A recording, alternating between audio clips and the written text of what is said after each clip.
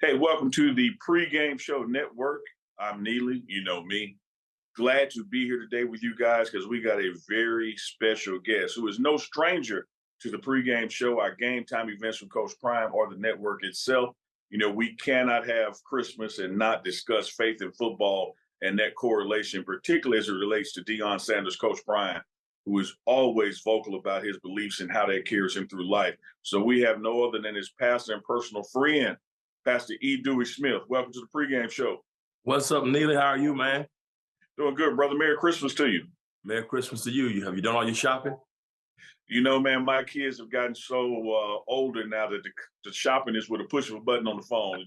They get the Cash App and the PayPal. Listen, hey, man, that's just not Christmas. That's Groundhog's Day, Valentine's Day, birthday. It makes it easy. I don't have to drive nowhere, get out and beat no crowds. I just hit the button. Well, that's the truth. Yes, sir. And speaking of truth, that's what we're going to discuss today, man. You know, this has been truly an exciting year in Colorado football, and you've been there, you know, every step of the way before Coach Prime got to Colorado. For some of the folks who are new to the story, man, tell them about your relationship with Coach Prime and how that developed.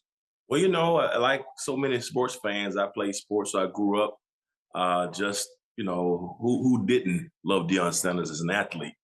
But about 20 years ago, we were both doing a conference together. I believe it was a men's conference in Washington, D.C.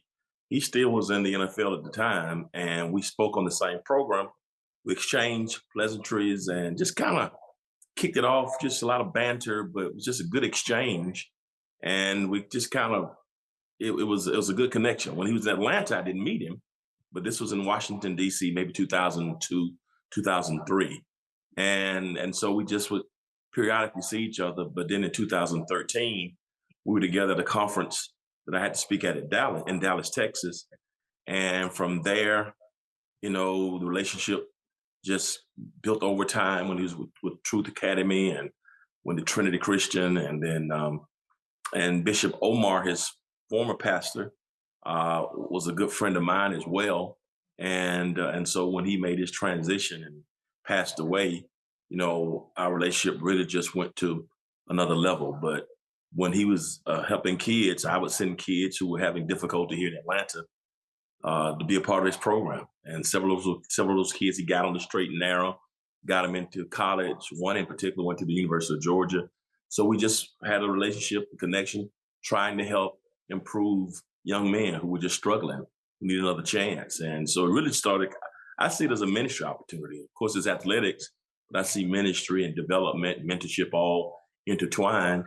And man, the past 4 or 5 years, we've just been, as my mom would say, thicker than thieves. But a brotherhood. And he sees me as his pastor, and I see, and I'm honored to serve in that role, but I see him as a friend, if not one of my best friends. Yes, sir. And speaking of that friendship role and pastor role, when you look at that, say, past 4-year window, had some very tough times health-wise when he was at Jackson State. And, you know, you were one of those people who were coming in, you know, not making major announcements about it and being by his side. And I saw that spiritual growth in y'all's relationship then. What did it mean for you to be there for him during that time, that last middle year or so at Jackson State when he was having the issues in the hospital? You know, it was powerful because I would go out and speak to the team periodically in Jackson. And when his health took a turn, and you know, but it was strange because a story that I had never told you. But one night I had a dream about him, and he was limping. You know, since his days in the league when he had turf toe, he would walk periodically with a limp. And I called him next morning. I said, "Man," I said, "a new chapter's coming in your life." I said, "But this time we won't know you by your steps. It'll be by your sound." I said, "So your steps may get shorter, and you may not have the same quickness and the same dexterity." I said, "But it's going to be you as long as you're able to speak. And that's where your next chapter is going to come from." This was August of maybe 2021. And September 2021 is when everything went haywire. And man, we would talk at night, 2 or 3 o'clock in the morning. He'd be in pain. I mean, agonizing pain. And so when he had the surgeries, and I tried to come at least be there, if not every week, every other week, I was there when he came out of the first surgery. He was incoherent. I mean, they were talking about losing his leg. Then they talked about the possibility of that blood clot, moving because it's so huge, and even losing his life. And so I was part of that process, and I saw it, and be able to pray him through and encourage him. And it's been a journey, and to see him being able to walk out on the field this year to lead the team out in the huddle, to be with him in the back when he's getting injections in the foot. I can see tears almost in his eyes. To see him at Jackson get out of surgery and be on a golf cart wrapped up in a blanket when I think he should be home. Like, dude, what are you doing, man? But just the love of his kids wanting to be out there, it speaks volumes. And to be able to see that up close and personal, it means the world to me. Yeah, and that's why I want to touch on that, Pastor, because so many people, he is so strong and has so much resolve in public and as well as private. People really didn't know the depth of what he was going through and getting up and facing every day and still going out there and coaching and being a mentor to young men and standing strong for them. And I know that it would always, foster his faith to have you there with him. And, then he moves on to Colorado. You come along for that. When you look back at this past, 12 months now in Colorado, man, what do you think about that story, for that first year, him being in Colorado football? When we talked about, Jackson State, me being an HBCU grad, I had my thoughts about it, my excitement about what was going to happen, but as things evolved and a change was needed, and he began to really express more about what he really wanted to do vision-wise and dream-wise and goal-wise, I felt, that it was an opportunity that was not just for him, an opportunity to perform at the highest levels. And that is not me denigrating or disrespecting HBCUs. When you talk about the highest level of competition, easier ways to get into the NFL, and there's a disparity in terms of a disproportionate number of African Americans who serve as head coaches, not just in the NFL, but also in Power 5 institutions. I thought it was great because it was his vision. And I think that's the other piece. Sometimes we try to impose on people what we want them to do, but it is what is your vision? What do you feel called or led to do? I believe God led him to Jackson State, and I believe God has led him to Colorado. What I loved about the narrative and the story, we talked about it as he was interviewing other places, and what I appreciated about it was, he said, man, listen, you don't need to go, we don't need to go to a school like Alabama or, one of these, blue blood programs. What I love about you, everywhere you've always gone, it's always been a place that you were able to build and create. When he came to Atlanta, to bring the buzz, to bring the excitement. So for me, seeing him come to a place like Colorado that hasn't been a powerhouse for 30 years and see it have life, I always think that God sends his best into the not so good situations. And that's what I loved about this story. I love about it, being in Colorado, most unexpected place, but to see a man like him bringing change, which is what he was placed on earth to do. Absolutely. Well said, Pastor. One of the things I find interesting about his story dynamic, he causes people to believe and believe so much that when things go slightly according to plan or vision, it even starts to disrupt the belief system some because people have bought in so much. He inherited a program that was 1-11, increases it 400%, man. Like I don't care if it's your congregation, tithe, and views on the show. You get a 400% increase in business. I don't know how that's not a good thing, but people act like this season didn't live up to what it could have been. And it's really because of what they believe in him, that they expect, undefeated and perfect and all those kind of things. Talk about that fine line between, your faith in something happening, your work for something to happening, but how it shouldn't erode belief when it doesn't go according to your plan. It's a great question. First of all, he's such a polarizing figure because of who he is. People look at Coach Prime or Prime Time, they don't know Deion Sanders. Okay. That's nothing. So you have so much jealousy and people have their own stories, people who've never had a conversation. That's number one. But the interesting thing is, how is it a disappointing season when ESPN and others projected we win 2.7 games? So we 2 points. How is it a loss or a bad season when the man just inherited the program 1 year ago? I mean, 60 60 new players in the program that you've not even had a full year with. Mm-hmm. People not reasonable or rational. How's it when the spring game is sold out, every home game is sold out? One of the top 2 or 3 programs in terms of televised games in all of college football. The economic impact on the city. People just, don't get me started with that. But what I want to say about it is, people you can't satisfy people. Even in faith, in Christian theology, there's a concept called sanctification. And it means simply every day I'm in the process of getting better. That for me as a Christian, I know I respect all faiths, but I believe that my faith in God allows me to get better daily. So you look at my life 10 years from now, I should be better than I was 10 years ago. So, I'm becoming closer to God, or I'm getting more godly. So if I was cussing people out 10 years ago, every day, 10 years ago, I'll at least be down to once a month now. So it's a process. It's Yeah. So it's the same thing with sports. When you look at what we inherited, trying to put together new coaching staff, all new players, new city, still dealing with health challenges. Some of the players didn't come until July, August. I mean, let's be honest. And then the reality is, only 2 games we really beaten. Mm-hmm. Beaten. Only 2 games we didn't have a chance really to be a part of. I mean, that we didn't compete. Absolutely. I mean, when you think about those other 6 losses, when you think about it, with single digits. So it's just not even rational or logical. But some people just want to say, some people just want to hate, and then the others have such expectation for him because he's always won where he's gone. But I just think sometimes people are not rational, people are not logical.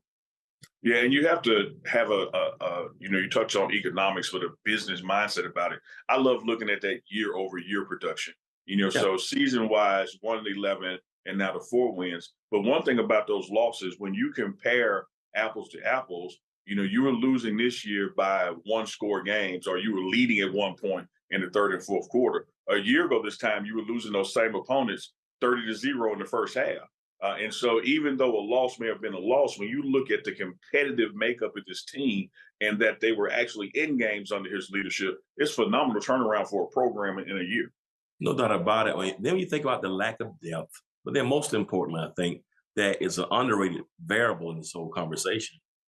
The Pac-12 hasn't been this strong in years. It's really kind of ironic that the last year the Pac-12 was probably one of its best years, probably in the last decade. When you think about the quarterbacks, when you think about the teams that were actually ranked, I mean, we had a incredibly tough schedule this year. I don't think people really consider all of that when they come with their criticisms. But again, some people are going to say what they want to say. You just got to say, I believe, regardless of what the naysayers or the critics, those who don't understand, those who've been insensitive feel. You just got to keep going. Yeah, and you cannot allow your belief to be based on how many other people believe with you. It's a personal thing.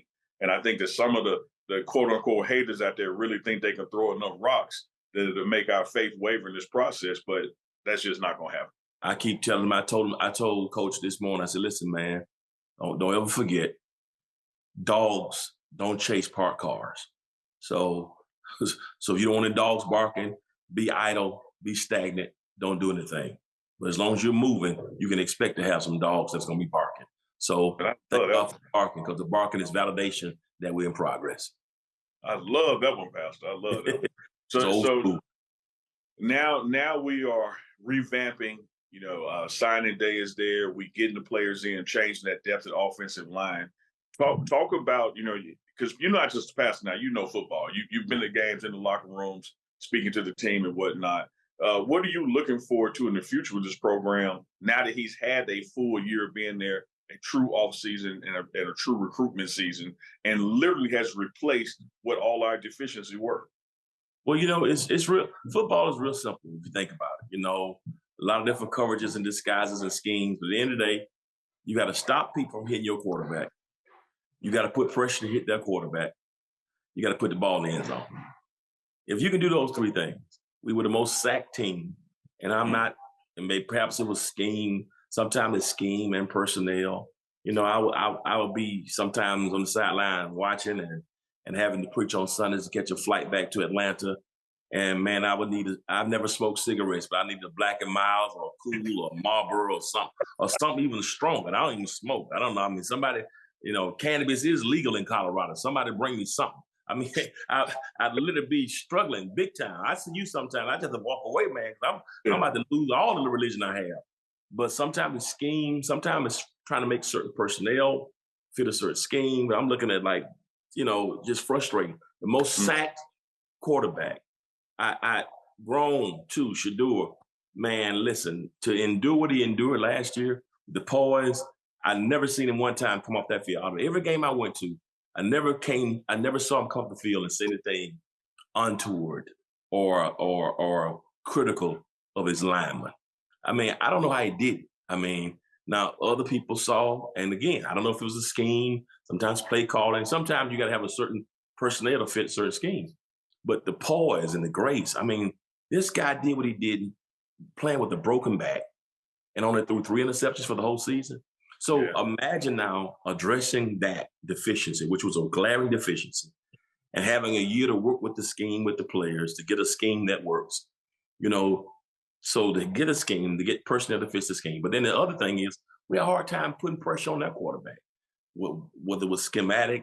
Sometimes, you know, I saw Coach Kelly, who I think is a brilliant coach, you know, kind of simplify the defense sometimes. So when the defense got simplified, it seems we got better at the end of the year. But sometimes that's depth. We had some challenges with players not showing up and some not really being as responsible as they could. But now having a full year to be in that same scheme, to get the language together, be able to communicate it and put pressure on the quarterback to shore up those deficiencies. You can't win in college football or really in football if you don't control the line of scrimmage. And really, we other than TCU game and maybe Nebraska, we struggled at the line of scrimmage. And if you can't run the football, can't protect your quarterback, if you can't get to that quarterback, you know, you can't give the other quarterback 5, 6, 7 seconds to throw the football. And then if you're not disciplined, so I think you have to take all those things in mind. And so to see what we've done, my goodness, 6 linemen, I mean, that we brought in, defensive linemen, I've been watching all that, put some linebackers in with that. Man, listen, on top of what we had last year that's coming back, it's going to be incredibly exciting. Yeah, I imagine it going into August in Vegas and ESPN are not going to have us at 2.7, you know, this year. Yeah, man. I mean, changing conferences, which is going to be interesting. You know, now I think that, and it definitely won't be the Pac-12. I know everybody's getting better, but man, when you got that number 2 coming back and with some experienced linemen, I mean, from UTEP, Indiana, Houston, I mean, and the others who are coming, I think we have a great, great opportunity. It's exciting to see Alton McCaskill be able to run their football now and maybe get Dylan Edwards in there. It's just signed a kid not too far from where I'm from in Middle Georgia, Michael Welch. He's a Barry Sanders, Jerome Bettis type of back. I mean, run like a fire hydrant, low center of gravity, can run over you or run around you. So I just think we got some great pieces that are coming. The wide receiving core, in my opinion, arguably is going to be the greatest in the country. I mean, I agree with that. I agree with that. Yeah, I'm not sure. I'm not sure who has a deeper core.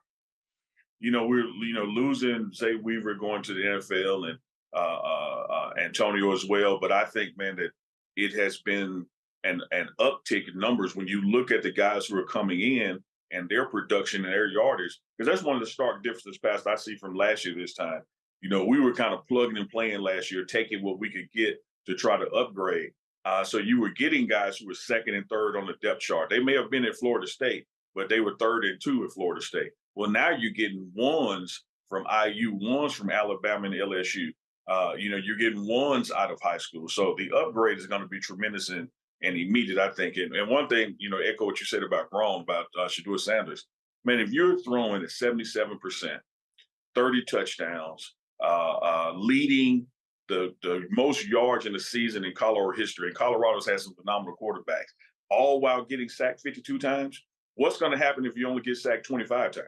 Just cutting it in half. You know, what's going to happen with a little more time and freedom with those? Now you got a tight end and an improved backfield with that line. I think the arrow is absolutely pointing up.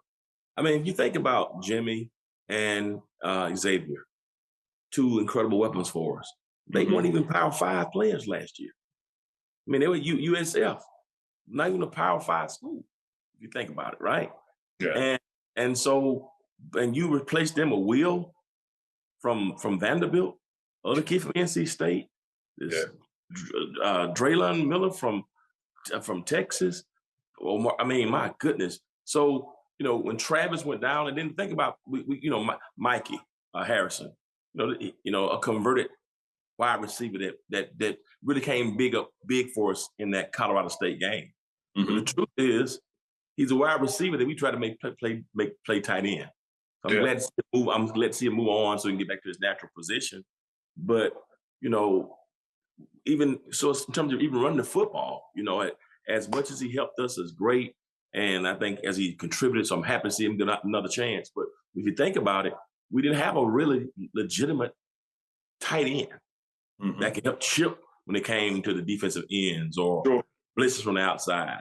So to have that additional support to stop the blitzing or the chip from the pressure when it's coming from the D line. So when you think about all that, it is exciting. I mean, we got some ballers and some depth.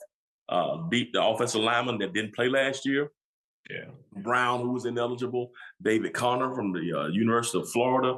I mean, if you think about that, man, this is Savion Washington's coming back. I mean, last year, if one person went out, it messed everything up. All disrupted, yeah. When Travis went out, you felt the whole shebang kind of shift in the middle of the season, just going into Oregon and USC. Savion played good, great one game. We ran the football good that game. He got hurt. The line just kind of imploded again. So, to have these pieces together, back and more, oh my goodness. I mean, you got 300-pound grown men on that line who are already saying we got, Josh and Khalil Benson have come up with this concept already. DT2, don't touch two. I mean, just the mentality. I understand a few days ago they were hanging out together and the guy was saying some things that should do it out and kind of intoxicated guy. And the offensive lineman regulated that situation expeditiously, to say the least. That's what I'm talking about. That junkyard dog type of mentality. I want my lineman. I don't want finesse linemen. I want pit bulls on chains, fed gunpowder. And I think that's the type of mentality we have now. And I think you got it also on the opposite side of the ball on the defensive line. I've always said, man, I want a defensive lineman that I don't even want to ask him for an interview. I'm scared of. Right. When he gets off the bus, the other team is like looking like who not only who is that, what is that? And so you got to upgrade the defensive line, because there was one issue capacity that we couldn't run the ball, but it comes compounded when you can't stop the run either. And if you take away some of those big runs we gave up, our defense statistically is right there with Georgia and Alabama, but we're just 2 or 3 plays a game that the game would break open because we weren't disciplined, in our task. I had a conversation with Shiloh in the middle of one game last year, and he was about at 7 tackles. I said, keep playing. And he responded, I'm making too many tackles, dog. So it's like on one hand, our safety was leading us in tackles that game, but that's a problem when your safety is leading you in tackles that game. That's a kid that signed from Georgia, from Valdosta, Georgia. When I played football, many moons ago, Valdosta was a perennial, before Max Preps and all this kind of stuff, they were a perennial national title team. They won 4 or 5, the mythical, national championships for high school football. So 4 or 5 decades, it's been a bastion of creating dogs. And this kid, Eric Branton, listen, he is a grown man. And I know we tend to, a lot of coaches tend to want to get the guys out of the portal because they're already in school. They've shown that they have the propensity to do lesson, to get the grades. They played on the field on a collegiate level, so you can get more value perhaps and get guys who can play quicker, who've already been, in the system already played Power 5 level. But this young man, as a true freshman, is going to bring his lunch every day. He's chopping wood, he's carrying water. And when I tell you he is a dog, it's strange how some of these recruiting agencies rate players. Yeah. If he had been going to the end of the school, he'd be 4 or 5 star plus. And on some they rate him as a 4-star, but others, as soon as they commit to Colorado, now all of a sudden they become 3-star. It's the craziest thing. This kid was the defensive player of the year in Georgia in 7-8. Mm-hmm.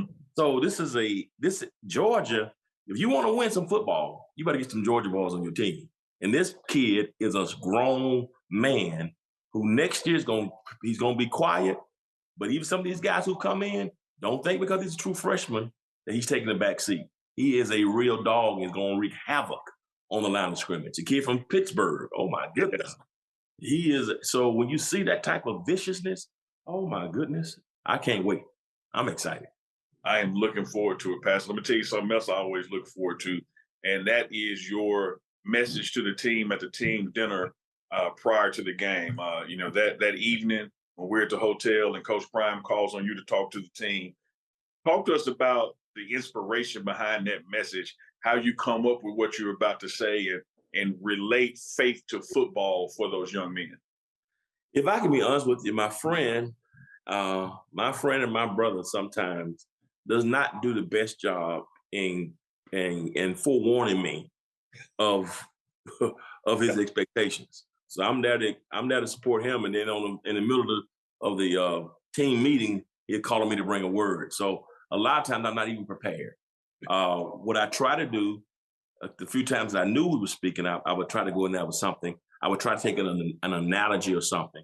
That could be a 2 or 3 minute excerpt, an inspirational vitamin, something that can be relevant to football, and also the young men. What can really speak to them, help center them.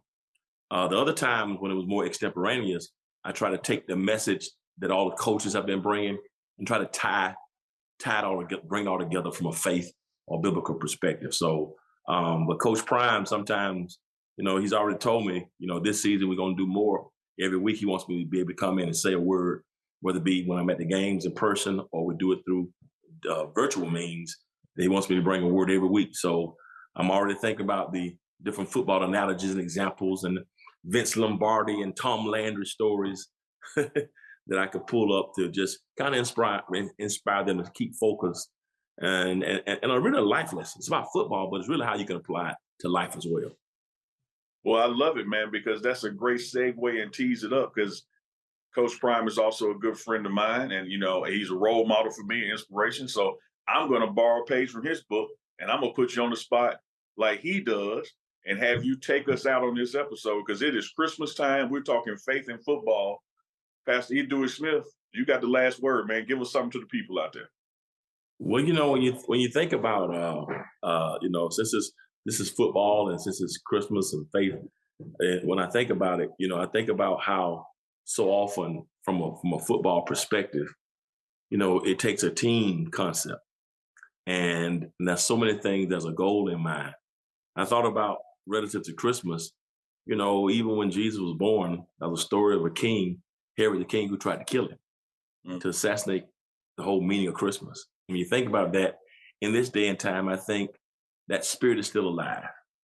So much is trying to take away the joy of the season. Depression, grief, sadness, loss, expectations that weren't met, whether it be us going 4-8 this season, whether it be the death of a mom, like in my case, whatever a person may be facing.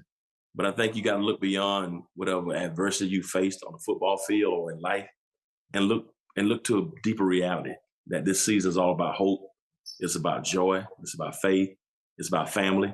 And instead of concentrating on what you lost, learn to appreciate what you have left. And as long as we're here, that means you got another chance. And so during this Christmas season, I want to encourage people, hey, man, don't focus on what's gone. Got another day. Yesterday is gone. That's why it's called history. Tomorrow is not yet here. That's why it's called a mystery. So the best chance you have is right now. Yesterday's bread is stale. Tomorrow's bread is still in the oven.